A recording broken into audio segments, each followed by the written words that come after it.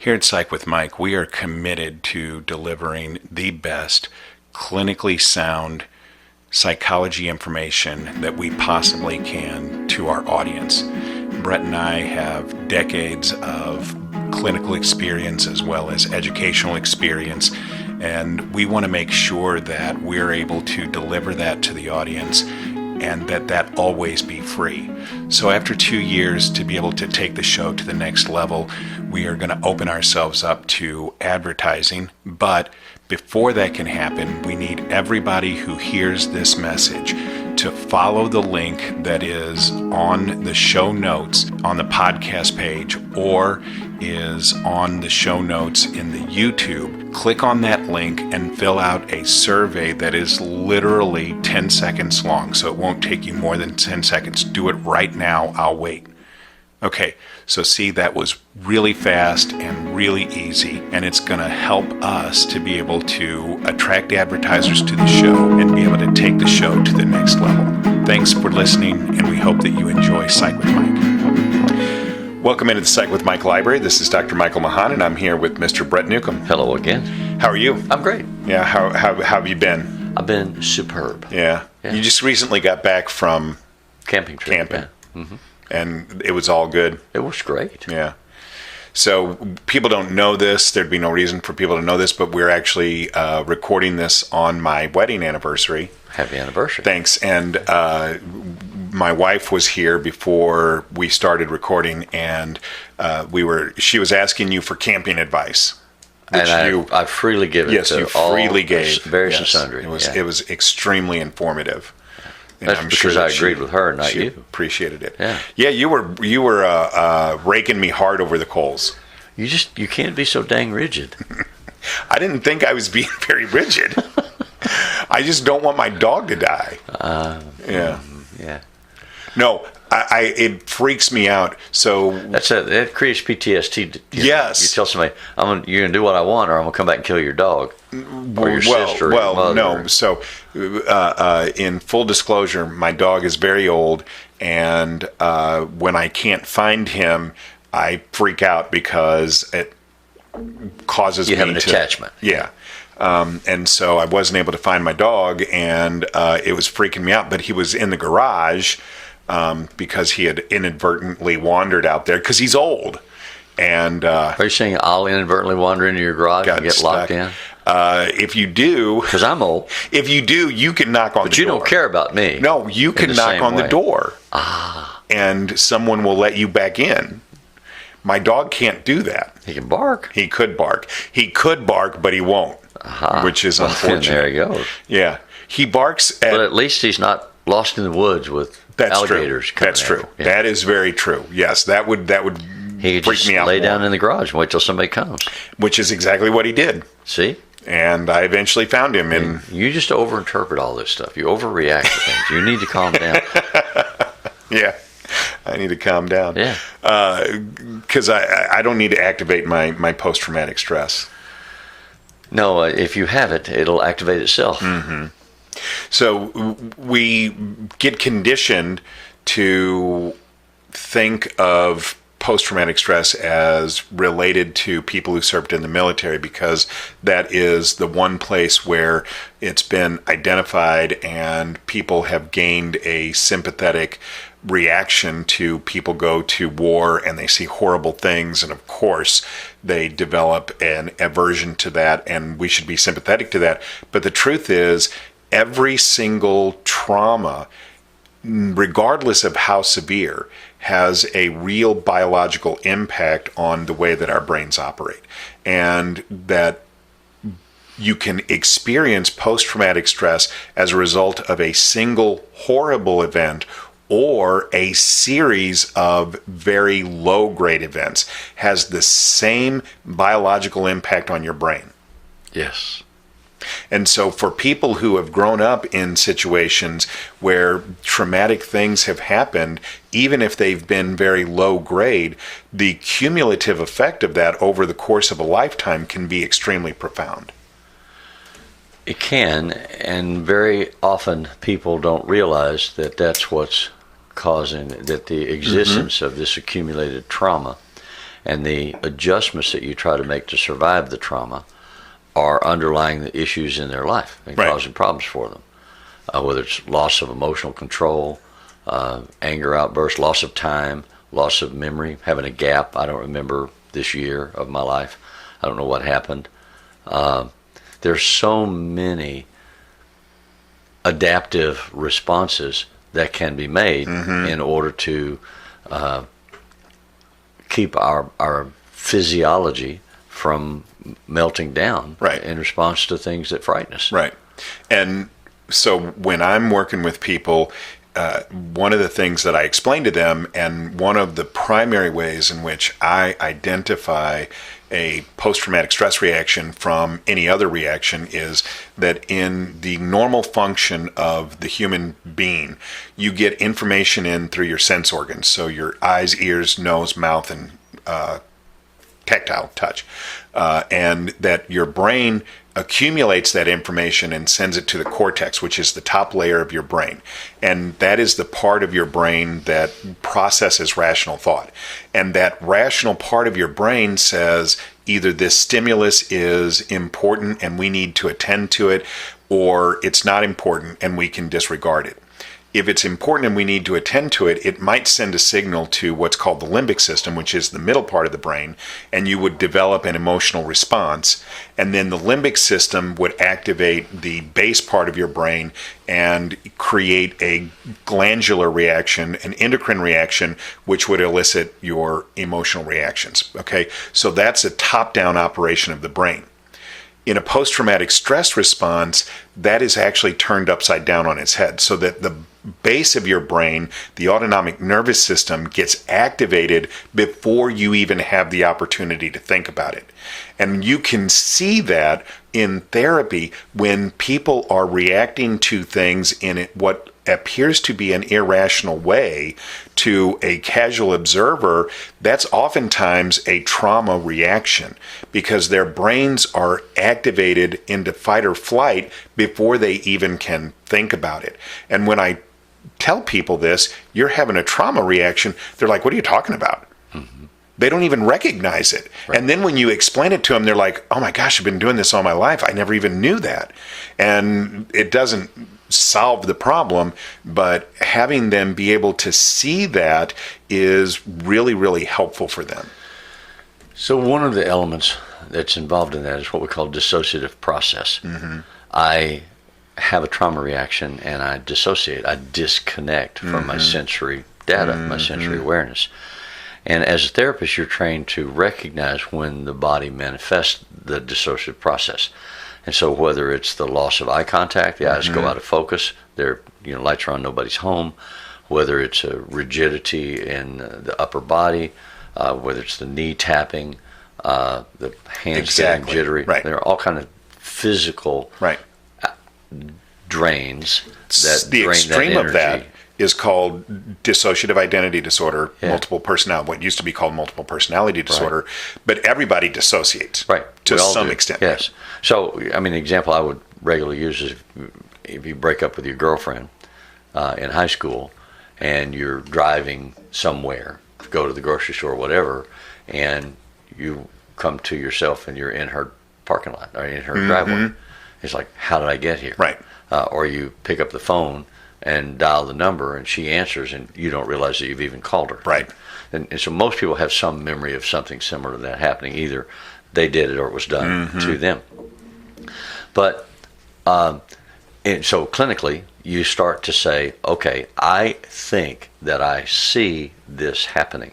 Can I point it out to you? And you tell me whether I am seeing accurately or not.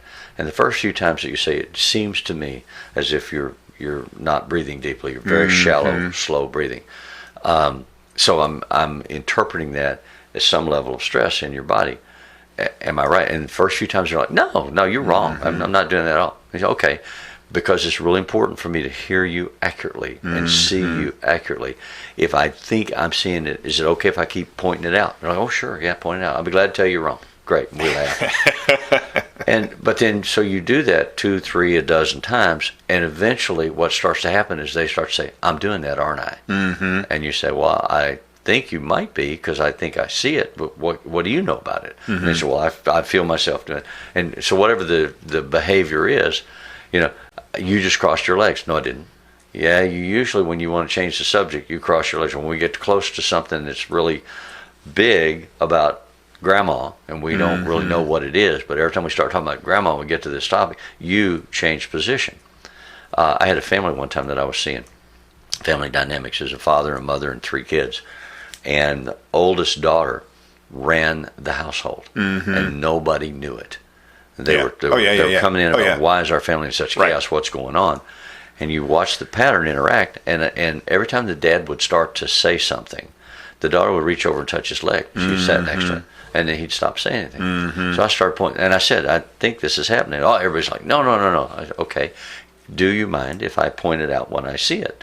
And they're like, go ahead. So then I started pointing it out. And then pretty soon, the whole family said, she's touching his leg. She's touching his leg. And then they began to be able to consider, maybe there's a pattern that's visible here that supports the explanation. So how old was the daughter? She was 15 or 16 at the time. So did anybody, was there ever any realization of where her messaging was coming from? Because at 15 or 16, she probably didn't have enough information to run the family. You have to look at the whole family pattern. The mother was there too. And the mother was extremely angry, but she was a super Christian, wonderful, nice woman. Couldn't admit to ever being angry. Yeah. And so I would say, so she was reacting. Feels to me like you're really angry. The daughter was shutting everything down. I was going to say, so the daughter was reacting to mom's nonverbals. Okay. That's what we discovered. Yeah. But I remember, because I would say it feels to me like you're really angry, and butter wouldn't melt in her mouth, and she was so nice, and she couldn't be rude to me either. And then one day she slammed her arm down on the chest and said, "Gall darn right, I'm angry, and I'm mad about this." And so it just like vomit came out of her. Did it freak her out when she did it? Yes. Yeah. Then she collapsed, starts apologizing and crying, and everybody else was in shock. Like, Mom never does that. Mom never says these things. But Mom called a spade, and we were able to say, okay, so this apparently happened at least once in the family. It happened more often. Then all the other players began to contribute. I saw it happen, last Thursday. I saw it happen yesterday, and I think it's going to happen when we go home today.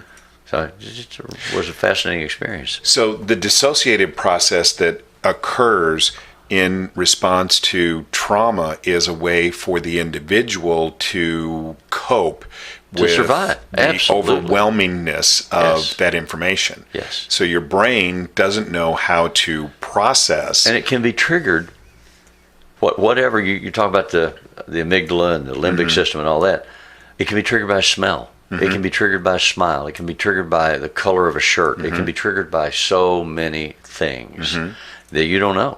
And if, I remember working with a young man once who was molested by his grandfather.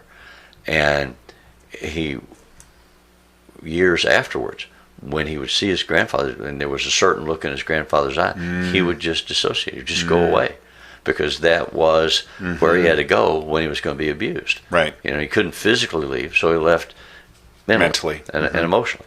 And what we discovered was the trigger that said, hey, now is the time, was a look in his grandfather's eyes. And so he was able to eventually come to a conscious realization of that? Yes. Yeah. Yes. And was the grandfather ever confronted? No. Yeah. The grandfather died. Yeah. But that's all too common. Yeah. Yeah. But there were other people who had similar expressions that were abusive in his life. Yeah. And he found other players to reenact the script, which is part of why I was in therapy. He's like, why am I doing these things? Why am I involved with these people? Because there's a PTSD pattern here that we have to understand. Well, and one of the horrible things about abuse is that the victim is groomed, and oftentimes groomed to believe that any kind of pleasure that they might get out of the action, it condemns them to being responsible. Well, and they learn to grow up and be an abuser. Yeah. I mean, this is we're going to hand off the baton now. And that's really unfortunate. Yeah. And one of the things that is I don't want to say. It doesn't have to be physical. It doesn't have to be sexual abuse. When we talk about abuse, well, that's what I was going to say. One of the things that comes to mind is sex abuse. We're talking about it can be emotional abuse. It can be physical abuse. It can be sexual abuse. It can be any of the three or all three. And we're talking about the extreme, severe end of the spectrum over time. And what I'm saying is that trauma is cumulative over the course of your life, and very, very minute traumas accumulate over time and have the same biological impact as large traumas. And that's something that people don't recognize. And so when I say you're having a trauma reaction and they say, what are you talking about? Right. I've never been to war, or I've never been abused. People don't recognize that even minute traumas have the same cumulative effect over time as a large trauma. Yeah, the large traumas are more identifiable. They're easier to see. Yeah, I was in a car wreck. I saw a car wreck. I saw a guy killed. Okay, let's put a pin in that. We're going to run to our break, and we will be right back. Here at Psych with Mike, we are committed to delivering to you the best psychology information that we possibly can. And we want to make sure that that's always free. So we need everybody to go to the link that is in the show notes on the podcast page or in the show notes on the YouTube page and fill out a really quick, less than 10-second survey. That's going to help us to be able to attract advertisers to the show. That's going to let us take the show to the next level while still delivering the show in a free format. So please help us out. Share that information with everybody in your family, everybody that you know. The more responses that we get, the faster that we can get monetized, the faster that we can attract high-quality advertisers. We are committed to screening every advertiser that comes onto the show. So we're not going to be selling you things that we don't agree with or that we don't think are appropriate for the content of the show, but we do want to be able to upgrade the technical quality and the overall look of the show. So help us out. Go right now, click that link, fill out the survey, tell everybody you know to go and fill out the survey, and we really appreciate it. Thanks, and if it's Friday, it's Psych with Mike. Okay, we're back, and we've been talking about the cumulative effect of the stress, and that has just as much impact as a big stressor, and the big stressors are easier to see. The small stressors are harder for people to see, and so they don't always account that to this response, but it's just as much of an impact biologically as the big stressors. And so when I say to people, wow, you're having a stress reaction, they don't understand that, they don't recognize that, and it's like you're given. Sometimes they don't want to believe it, right? Sometimes people don't want to think that they're having a stress reaction, but if they are open to it and you tell them that, it's like you've just revealed the secrets of the universe to them. So usually you identify that because of physiological behaviors that you see, the physical manifestation that I have in the room. The way I breathe, the way I move, how stiff or loose or relaxed I am, the way I engage, the eye contact I make. Yeah. There are a lot of things that change when I'm having a stress reaction. Right. And so you may say to me, I think you're having a stress reaction. It's just possible we're looking at PTSD here. Yeah. And I'm like, no, I just don't like dogs. I've never liked dogs. But I've never been attacked by a dog. So then you explore that reality. They've never been attacked by a dog.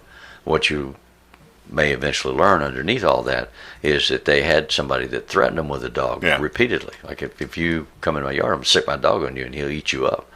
I mean, people say things like that to little children and absolutely control their behaviors.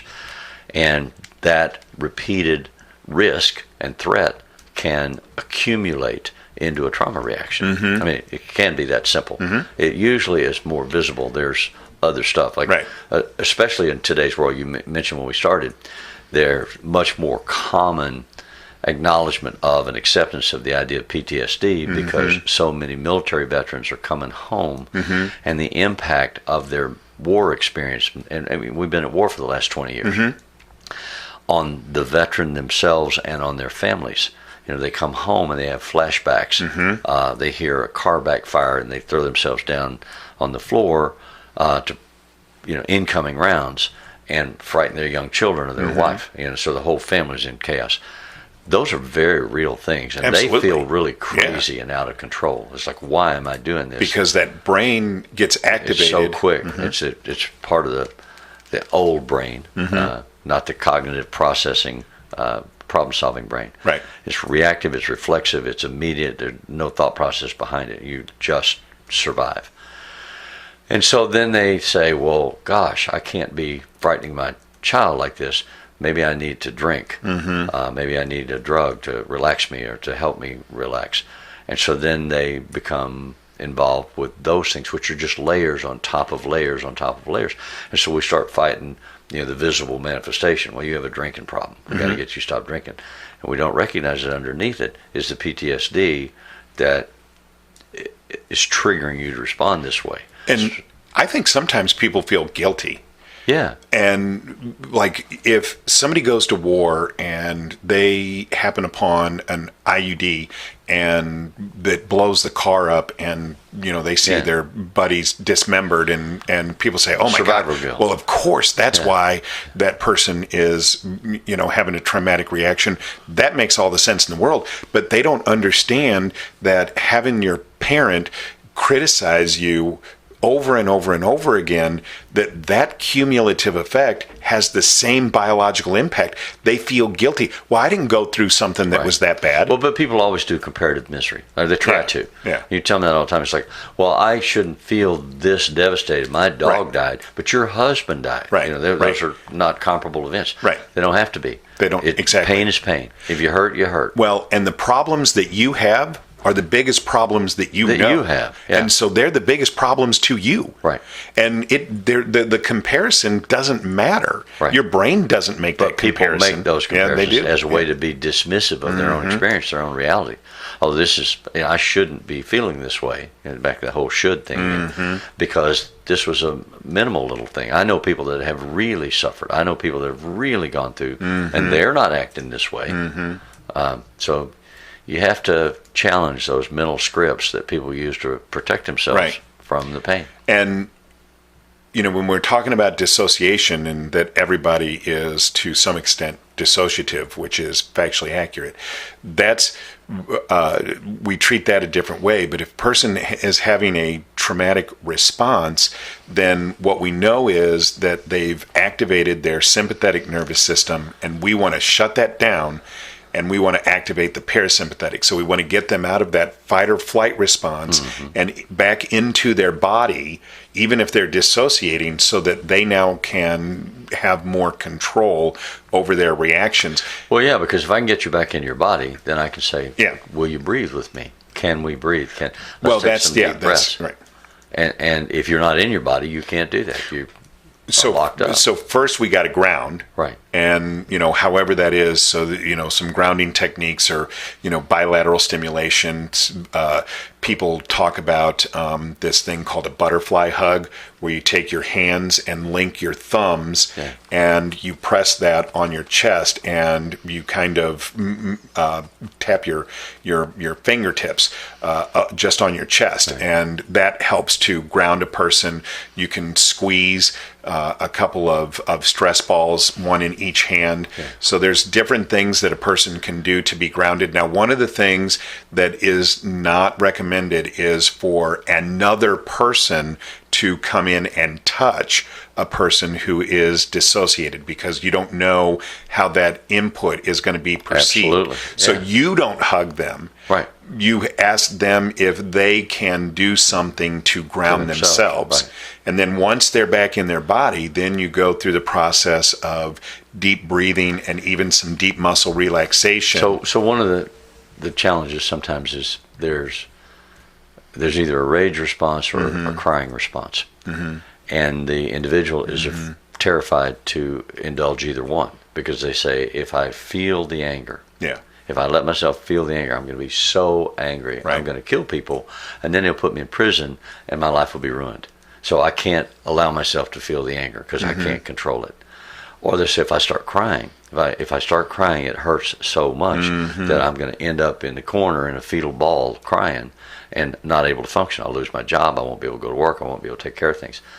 And you have to convince them, based on your experience and the trust that you build with them, that won't happen. Right. In all the years I've been doing this, and I've been doing it for 35 years, I've never seen anybody lose themselves into that level of rage or that level of crying. You're going to hurt. You're going to cry. You're going to be mad. But you're going to be able to control it. And it's when you have to feel it, you have to label it, you have to externalize it. I'm feeling it.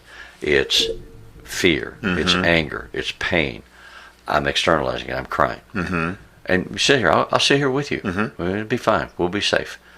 I'll be safe. You'll be safe. And it'll pass. It won't last forever. The world won't stop with you just crying. And they cry for a while, or they rage and curse and pace. I remember one patient that I had that was walking back and forth, just so angry. She stopped and started banging her head against the wall. And I said, stop. I'll walk with you. We'll walk back and forth. You can talk to me. Use your words. You can't hurt your body. Right. And so she did, and we walked back and forth several times, and she flopped down on the couch, and she said, I feel better. Because she allowed herself to feel it instead of whatever mechanism that was destructive that she'd been doing before. Right, right. So you work on those things. Let's get you grounded. Let's let you learn that the pain that you're afraid of is not so massive that it's going to destroy you. You've already survived it. Whatever it is, you've already survived it. Now we're just going to remember it, and we're going to learn how to handle it. Right. Because it's not being handled, and that's what's causing the trouble that you're having right now. Right. So you've already done it. You've already done the hardest work. You survived. Now let's learn how to manage it in a way that works for you. But they don't understand that they have already survived it, and No, that you have to in tell them reality, over right, and over again. Right, Yeah. they're recreating that pain Right. when they don't have to. Right. And that's the thing that people who are experiencing PTSD, that's the hard part of the learning, is that to recognize that you're triggered, and then you go off down that tangent, and that your body is now recreating emotionally that pain, and you don't need to. There's no real threat that is happening, and that takes time to be able to, for people to be able to wrap their head around. Well, and you're fighting yourself. That part of you that contains all of that pain has to carry it, and the other parts of you don't want to deal with it. Hey, Right. I've got to go to work. I've got to watch my TV show and watch the ball game. So that part of you is rejected by the rest of you. And part of how you heal is you have the rest of you accept, hey, that part was really hurt. That was a horrible thing that I saw, but I lived through it. It was a horrible thing that I did, but I learned to be better. Whatever. And allow the release of the pressure that's contained in that compartment to be vented out, and then it quiets down. And if it needs more later, it'll come back later and say, Right. hey, we need to cry some more. Right. So you cry some more, you allow it to come, you sit with it, you feel it, it quiets down because it's not rejected, it's not sent away. So it goes back to this whole IFS, internal family systems process, that says identify this part that's containing all of these feelings that you can't handle. Handle them. So we can't handle them. I'll sit here with you. And you do that with a therapist in the beginning. And you learn how to do it with yourself. Yeah. I was talking to a client just yesterday, and he was talking about how he has figured out, and I don't know how long he's been aware of this, that he gets really triggered in his relationship with his son. Yeah. And so I was talking to him about it, and what was very obvious to me was that in reality he was projecting his own wounded child onto his son, and then interacting with that, and that was his real struggle. And I pointed that out to him, and he started crying, and he was like, oh yeah, that's it. I said, or the other thing, you see that a lot with people with sexual trauma histories. They start to project what happened to them onto their child when their child reaches a certain age, and so then they have flashbacks. They have memories. I mean, was talking to one lady one time that she remembered every morning at 3:30 she'd wake up and she'd feel hands touch her. And she'd wake up and look around and nothing there. And she said, "This is crazy. I'm just crazy." We did the work, and she was able to go back and remember that was when her grandfather would come in and abuse her. And then we were able to work through that. But she didn't identify that until she had a child that was the same age. And that's so very, very common. And the work is going back and speaking to your own inner child and helping the inner child process the trauma that you're safe now. It's not going to happen anymore because you're big enough to protect yourself. You're big enough to say, no, you can't do this to me. Right. And, I am not necessarily saying that just because you go back and do that inner child work that resolves everything and that now you don't have any trauma. I'm not saying that, but I'm saying that can give you the ability now to take work the next step. Yeah, you work your way. It's layers. That's right. Yeah.